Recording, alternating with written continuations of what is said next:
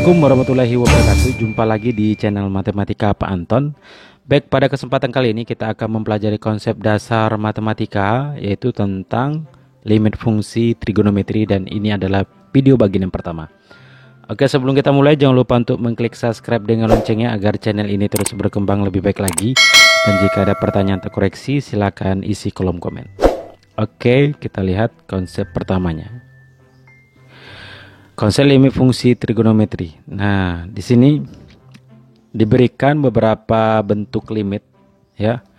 Pertama, limit x menuju 2v untuk 2x kuadrat tambah 3/5x, limit x menuju 0 dari sin x.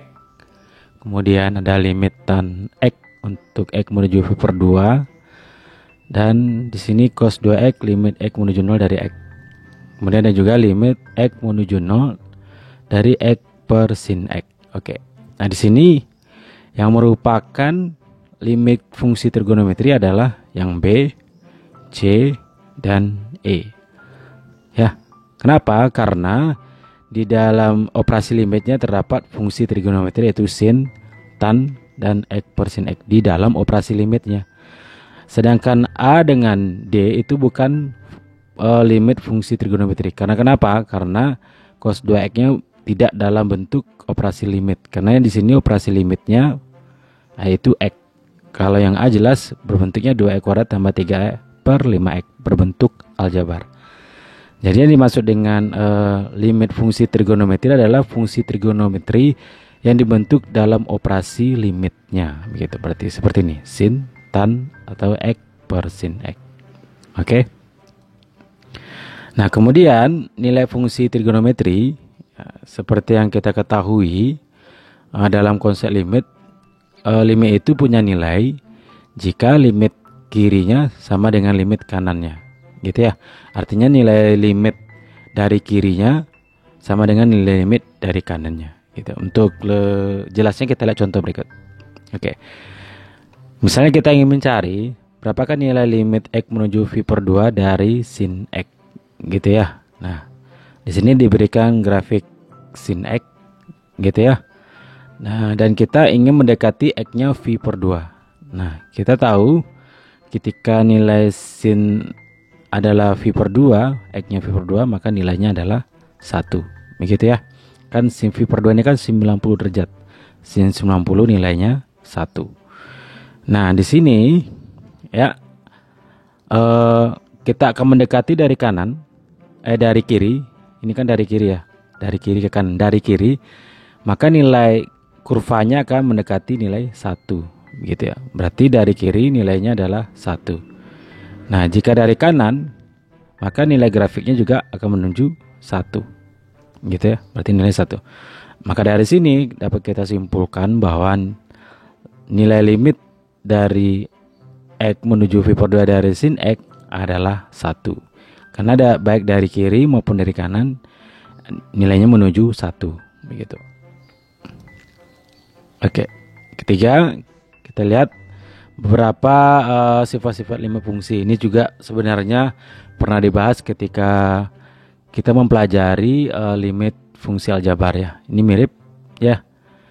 Di sini misalkan f(g(x) adalah suatu fungsi mempunyai limit pada x mendekati c, k dan c adalah bilangan real dan n adalah bilangan bulat positif. Nah, di sini sama. Jika limit x menuju c dari k itu sama dengan k. Jika limit x menuju c dari x sama dengan c, karena x menuju c berarti kita ganti x-nya dengan c, gitu. Kemudian jika dia ada koefisien ini, fungsinya kan limit x menuju c k fx, maka k-nya boleh kita pindahkan ke depan menjadi nih k limit dari fx. Kemudian kalau dia prinsipnya tambah ya, fx tambah gx limitnya, maka bisa kita pisah juga limit fx ditambah limit gx, kurang juga begitu. Berlaku juga untuk kali, bisa juga, dan untuk bagi juga begitu. Limit fx per gx sama dengan limit fx dibagi limit gx, gitu. Itu untuk sifat-sifat limit ya. Oke. Kemudian limit fungsi trigonometri itu yang nilainya tak tentu, maksudnya adalah nilainya itu tidak boleh 0 per 0 atau tak hingga per tak hingga, atau 1 berpangkat T hingga atau 0 berpangkat 0. Misalnya begini ya. Tentukan nilai limit X menuju 0 dari sin X per tangen X gitu ya. Nah, jika kita selesaikan ini, kita ganti X-nya dengan 0, maka menjadi sin 0 per tangen 0. Nah, kita tahu nilai sin 0 itu adalah 0, nilai tangen 0 itu adalah 0. Nah, ini yang tidak boleh kita lakukan. Ya, karena 0 bagi 0 itu tidak terdefinisi. Maka disebut nilai tak tentu.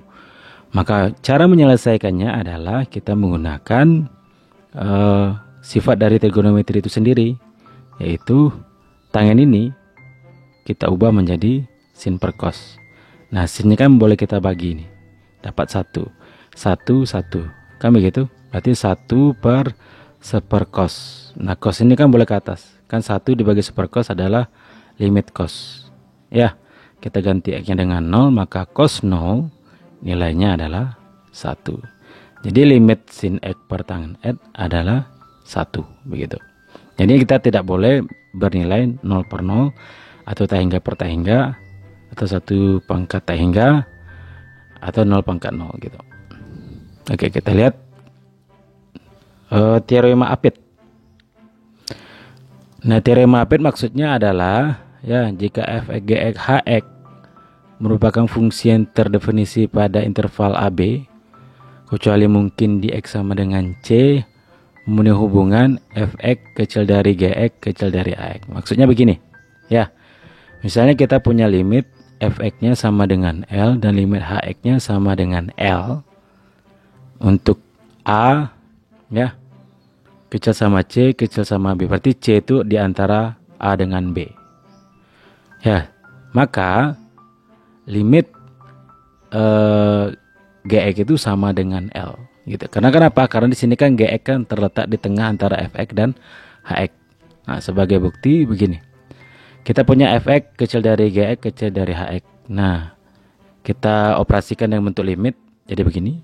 Limit menuju dari fx kecil dari limit gx kecil dari limit hx gitu. Nah, limit fx nilainya kan tadi L. Ya, hx nilai juga L. Nah, limit gx itu kan besar dari L, kecil dari L. Nah, jelas limit gx itu sama dengan L. Berarti di tengah-tengah. Besar dari L, kecil dari L. Berarti jelas limit gx itu sama dengan L. Begitu. Ini yang disebut dengan teorema limit Apit gitu ya. Karena di Apit begitu. Oke. Kenapa ini kita bahas? Karena kita akan coba membuktikan nilai dari sin X per X sama dengan 1 gitu. Kita akan menggunakan dengan teorema limit Apit. Oke. Caranya adalah kita perhatikan sebuah lingkaran yang berjari-jari 1. Di sini ada segitiga OPR, segitiga OQS gitu. Jari-jarinya 1, sudutnya adalah X gitu ya. Oke. Coba kita perhatikan segitiga OPR. Nah, segitiga OPR ya. Nilai sin X berarti sin itu kan si demi depan per miring. Berarti depannya PR, miringnya 1. Berarti sin X sama dengan PR per 1, maka jelas PR-nya adalah sin X. Gitu ya, karena ini kan kali silang begini. Kemudian cos juga begitu. Cos itu kan kosami ya, berarti sampingnya OP, miringnya OR. OR kan 1. Berarti cos X sama dengan OP per 1, jelas OP-nya adalah cos X. Begitu. Kemudian juga perhatikan segitiga OQS. OQS gitu ya. Nah, nilai tangennya ya. Tangen itu kan tadi depannya SQ, sampingnya OQ. Nah, OQ ini kan jari-jari lingkaran, nilainya 1. Berarti SQ per 1. Dari sini SQ nilainya adalah tan X begitu. Nah, kemudian kita pandang juga luas segitiga dari OPR. Nah, kita tahu konsep luas segitiga itu adalah setengah alas kali tinggi ya. Berarti ini setengah dari OP dikali PR gitu. Nah, tadi kita dapatkan OP itu adalah cos X dan PR adalah sin X. Maka dari sini kita dapat luas segitiga OPR adalah setengah dari sin X kali cos X begitu. Kemudian ya, kita cari juga luas dari juring. Nah, ini juring OQR gitu ya, seperti pizza ini. Ya, jadi luas juring dari OQR adalah, luas juring itu konsepnya sudut per 360 kali luas lingkaran gitu. Nah, sudut kita X ya, satu lingkaran itu kan 2V gitu ya, dikali luas lingkaran yaitu V R kuadrat gitu. V-nya boleh kita coret ya, V-nya habis ini. Jari-jari kita kan 1, berarti 1 kuadrat, berarti luasnya adalah X per 2 begitu ya. Kemudian luas segitiga OQS ya, berarti setengah alas kali tinggi, berarti setengah dari OQ kali SQ. OQ kita 1 ya, SQ kita dapat tadi adalah tan X, berarti tan X setengah kali 1 kali tan X. Nah, kita ingat tan X itu adalah sin per cos, berarti ini sin per cos ya, per 2, ada duanya karena 2 kan pada penyebut gitu. Nah, sehingga segitiga OPR, kemudian juring OQR, dan luas dan segitiga OQS. Nah, dari sini jelas luas segitiga OPR itu lebih kecil dari luas juring OQR, lebih kecil dari luas segitiga OQS gitu. Nah, tadi luas segitiga OPR itu kan adalah setengah sin X kali cos X, sedangkan luas juring OQR tadi adalah X per 2, dan luas segitiga dari OQS adalah sin X per 2 cos X begitu. Nah, kebetulan dia memiliki 2 per 2 semua, 2 kita boleh coret atau kita bagi semua 2. Kemudian kita bagi sin semua. Maka kalau dibagi sin, maka bagian kiri tinggal cos, ini menjadi X per sin X karena bagi sin kan. Ini sinnya habis jadi 1 per cos X gitu. Nah, ini kita operasi limitkan semuanya menjadi seperti ini. Berarti ini limit X menuju 0 dari cos X kecil dari limit X menuju 0 dari X per sin X kecil dari limit X menuju 0 dari 1 per cos X. Nah, nilai dari limit cos X itu adalah cos 0. Ini juga seper cos 0. Nah, nilai cos 0 adalah 1. Berarti 1 kecil dari limit X menuju 0 X per sin X kecil dari 1. Nah, berdasarkan teorema AP tadi, maka jelas limit X menuju 0 dari X per sin X adalah 1 begitu. Oke. Nah, sehingga karena limit X per sin X adalah 1, maka nilai limit X menuju 0 dari sin X per X itu sama dengan ini. Berarti ini kita balik ini 1 per X per sin X. Kita gunakan sifat limit, berarti limit 1 per limit X menuju 0 dari X per sin X. Limit 1 sama dengan 1, dan limit X menuju 0 dari X per sin X juga 1. 1 bagi 1 nilainya adalah 1. Jadi jelas nilai limit X menuju 0 dari sin X per X adalah 1 gitu. Nah, dengan cara yang sama nanti kita juga akan memperoleh nilai limit X menuju 0 dari tan X per X adalah 1, dan limit X menuju 0 dari X per tan X juga 1, dengan menggunakan sifat sin X per X sama dengan 1 dan limit X per sin X sama dengan 1. Oke. Untuk lebih jelasnya kita lihat contoh berikut ya. Oke, di sini diberikan grafik, nah, ini macam grafik ini ya, yaitu grafik Y sama dengan sin 4X per X gitu ya. Pertanyaannya adalah berdasarkan grafik tentukan nilai dari limit X menuju V per 4 dari sin 4X per X gitu ya. Kemudian tentukan limit X menuju 0 dari sin 4X per X. Ini gambarnya ya. Nah, pertama kita ingin mencari X menuju V per 4. Oke, kita V per 4 letaknya di sini ya. Berarti limit X menuju V per 4 dari kiri, dari sin 4X per X, berarti dari kiri, berarti ke sini kan ya, X nya dari kiri, maka nilai grafiknya itu akan menuju ke sini, berarti menuju 0 ya. Dari gambar ini kan menuju 0, grafik ini kan 0 sini ya, berarti nilainya adalah 0 begitu. Begitu juga dia kalau dia dari kanan, berarti dari kanan gini ya, maka grafiknya kan ke sini juga, berarti grafiknya menuju 0 begitu.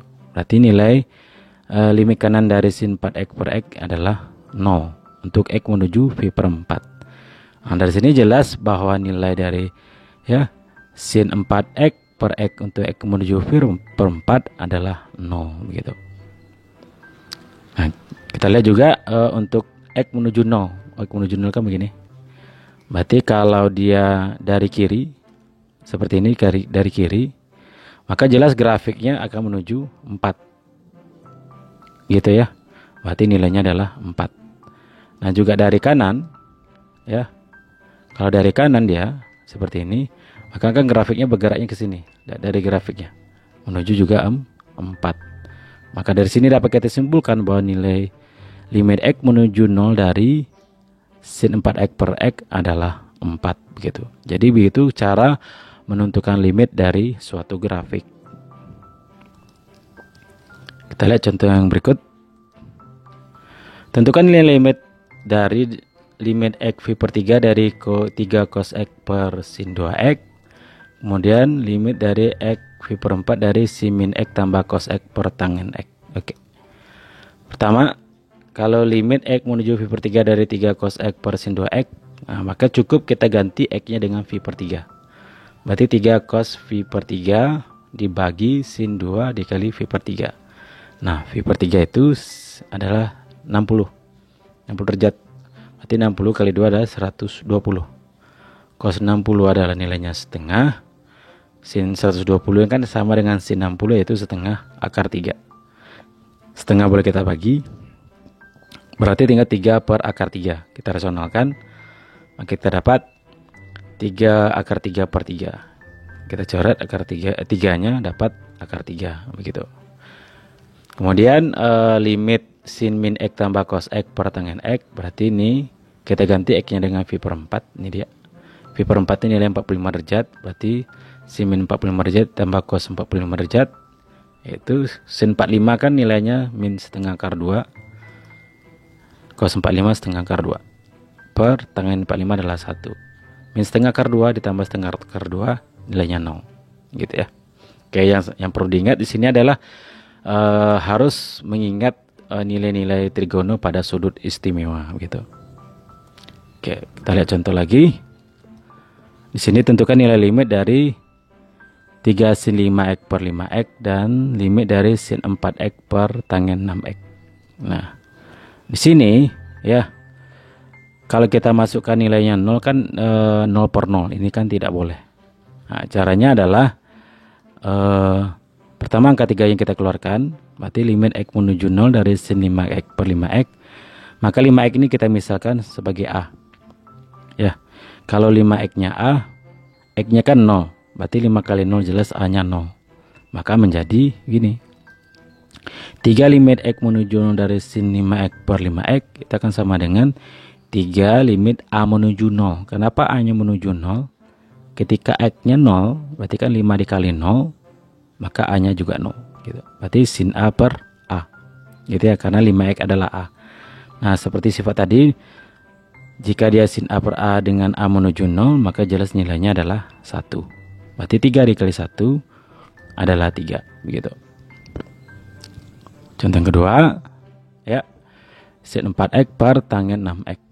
Nah, kalau menyederhanakannya, kita kan menggunakan sifat seperti ini ya, sin A per A gini ya.